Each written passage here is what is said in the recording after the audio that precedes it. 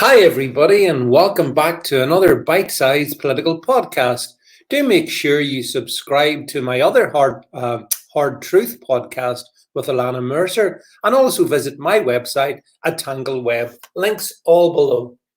Okay, let's talk about the topic du jour, namely, do you think that the UK has an obligation to accept refugees from Afghanistan, following the collapse of the Afghanistani government into the loving arms of the mostly peaceful Taliban, if we believe CNN? That's the mostly peaceful Taliban who shout death to America, by the way. But anyway, we'll leave that to one side. So, do you think we should bring them in? There's a clamour from the usual suspects. All the likes of Rory Stewart, for example, has suggested that the West has an obligation to bring in millions of Afghanistanis. Millions, Rory, you say? He's not saying the UK should bring in millions, but a percentage of that, I guess.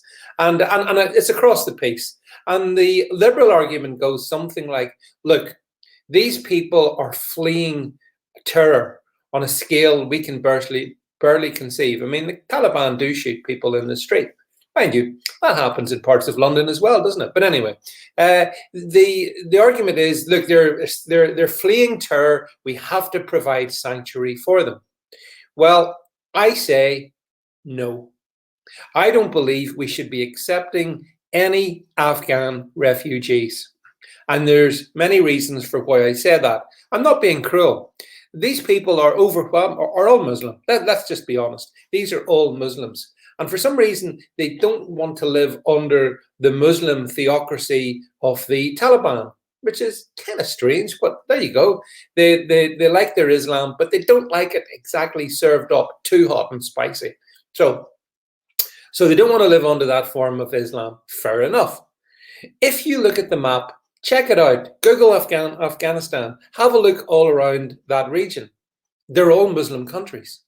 So I would suggest that what needs to happen is the Muslim world needs to absorb how many refugees flee from Afghanistan, but not the West. We don't need to do that. We don't need any more. Thank you very much. And here's the thing as well, that people say, oh yeah, but that's an immoral argument, David. You see, because we have an obligation to them. No, we've got no obligation to them, none whatsoever. We paid it in the blood of our military who have lost their lives fighting for a country which the inhabitants aren't prepared to fight for.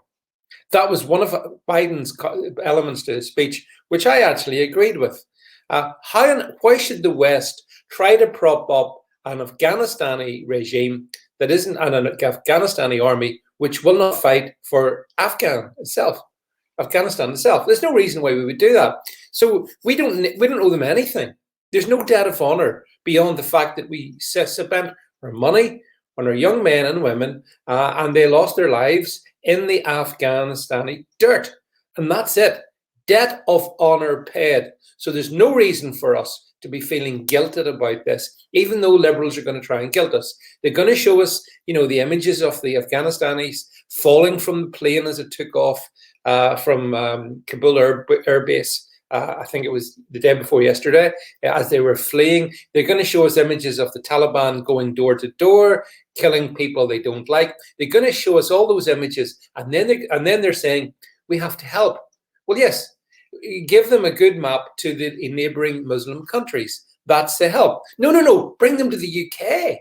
All right, bring them to a large, still nominally Christian country in the West whose values are dramatically different to those in Afghanistan. Do that. You think that's going to be a good outcome for the West, let alone the Afghanis, who then have to come and try and somehow integrate themselves into our culture, except, of course, our culture doesn't care about things like integration anymore. No. Set up little Kabul in downtown London. That'll probably work out really well. No refugees should be accepted by the West. The UK in particular should not accept any back. If people say, yeah, but what about those who worked with our armed forces and our military forces? Well, I'm sorry, but they need to find their own way in neighboring Muslim sanctuary countries. Or is the argument that Muslim countries cannot provide sanctuary to Muslims? Is that the argument that actually lies behind? Is this the elephant in the room that we are not allowed to talk about? Either which way, my view on this one is really, really simple. I feel sorry that the Afghanistani government and the Afghanistani military were not prepared to fight for Afghanistan. But seriously, it's really not our problem. And we do not need to start absorbing. As the US and Canada's already said, they're going to take in 20,000. Now, I know Canada is a much larger geography than the UK, and most of it is pretty much wilderness and whatnot, especially as you go further north. But for the UK to take any, which we will, I'm sure this government they will virtue signal and say, yes, let's bring in a few thousand, a few thousand more. What can possibly go wrong with that? The answer is everything. We're being guilted into doing something we shouldn't do. The correct moral position is to wish them well. We've paid our dues in blood to Afghanistan, and now we have to say, from here on in, it's up to you. That's what I think anyway. You may feel differently, in which case do let me know. Thank you for listening.